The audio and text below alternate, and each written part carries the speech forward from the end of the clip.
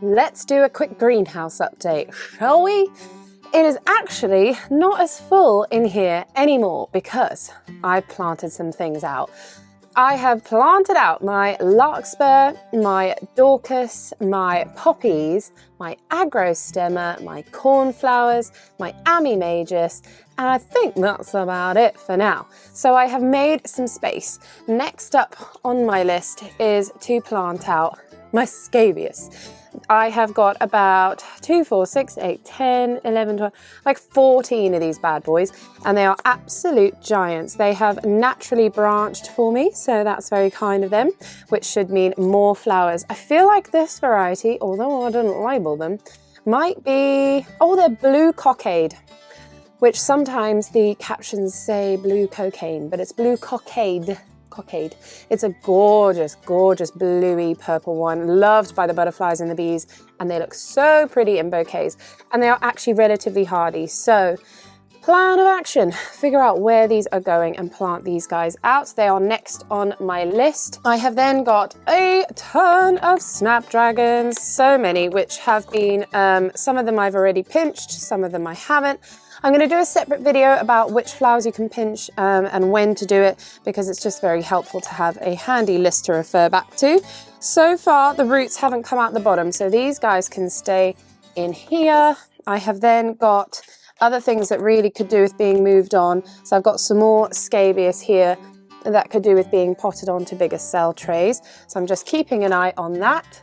I have got some echinacea that are freshly potted on, still doing really well, and they have they've just been moved on.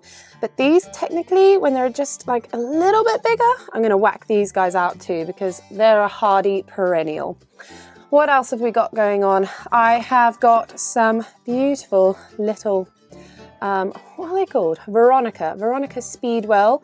These are also perennials that I sowed over the autumn, so they have just had a fresh upgrade at the weekend. As for seeds that are out here, let me try and see if I can grab some. We have got some stocks. Now, I've heard tell that the yellow ones are the doubles and the green ones are the singles, but I don't really trust the colour method. I go by, I've spoken about this before, but if the cotyledons, the seed leaves, are fused, so can you see this one? They're fused together.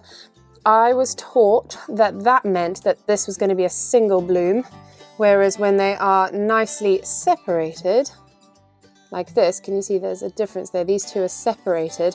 This is the double. But they are doing well. They've still got lots of space because these grape punnets are fabulous because they're nice and deep. But I might want to get a move on just now so that I can get rid of the weak ones. So when it comes to pricking out and potting on, obviously, you want to try and save them all. Like Pokemon, you want to catch them all, but you can't because nobody has that much space. Or maybe you do. If you do, crack on. But like this one here, I can already tell he's a bit weak. So when you're potting on, you want to just choose the ones that look the healthiest so that you get the strongest plants in your garden and you're not wasting time or compost on potting on ones that don't really deserve to be there. The other plants that I will be kicking out soon into the cutting bed will be my Orlea. Now, these I always find hit and miss to grow, but I finally got a fresh batch of seeds, and I sowed these back, I want to say end of December, and they are looking really good. They are also hardy, and as far as I'm aware, the slugs didn't attack these ones quite as badly. So, Orlea is next up on the list to be kicked out. Things that are also in a desperate need of potting on because they're getting a bit... Oh, honestly, every video is going to contain me getting a stupid fungus gnat trap stuck to me or a plant. So some of them are starting to dampen off, whereas some of them are getting really huge. And yeah, we've got some roots poking out the bottom. So I need to move on my Lavateria. That is next on the list. Now, what I have also done is I have begun feeding my seedlings with some very diluted seaweed plant food. This is because we are entering March pretty soon and they're starting to run out of nutrients in their compost. And if I'm going to plant them out soon, I don't want to then you know, upgrade them when I could actually just give them a bit of a boost through some liquid feeding. Now I'm talking very diluted because we don't want to be actively making things grow really fast right now, just in case we get a dip in the temps, but it is okay to give them a little bit of a weak feed every now and again. I have obviously also been moving some of my trays outside to the greenhouse to make sure that they are getting enough light. But what I'm loving about the soil blocks at the moment is, especially because I've gone, I think these were a 2-inch one, you can actually see when the roots come out.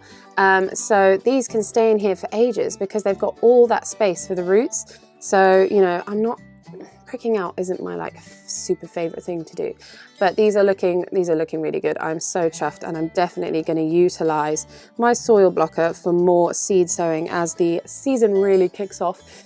And I've got some beautiful Gora here, and these are hardy, so I just thought it was time to start kicking some stuff outside so that I can make space inside for more seed sowing. Next up, the snapdragons. They're doing so well. I'm so excited. I'm probably actually going to plant these out towards the end of March and just hedge my bets because they're hardy, hardier than we think. I've got some in the cutting bed and they've been absolutely fine. I just whacked some spares out and they're surviving.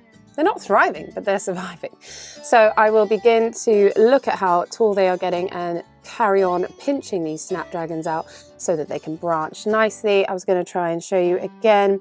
I do have lots of videos. It looks like I'm very obsessed with snapdragon pinching by the amount of times I mention it. And you know what?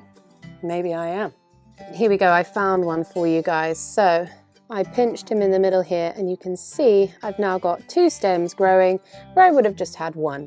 So again, I'll do another video on this because I'm a little obsessed in making sure that you can get the most flowers without having to sow any more seeds. I've also got a very soggy tray of delphiniums that I grew from seed. My son snuck in here without me noticing and decided that they needed like a ton of water. Thankfully though, they seem okay, and I'm not going to touch them with water for another couple of weeks.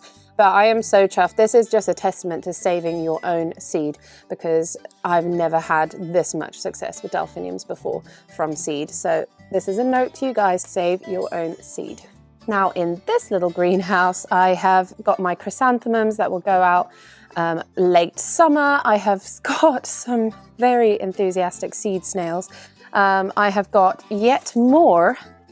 Let me see if I can grab them for you.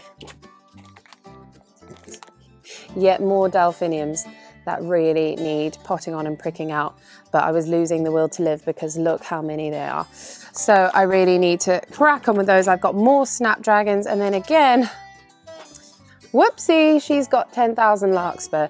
So this is my next job, is to try and fiddly prick these guys out. And there we go, greenhouse updates.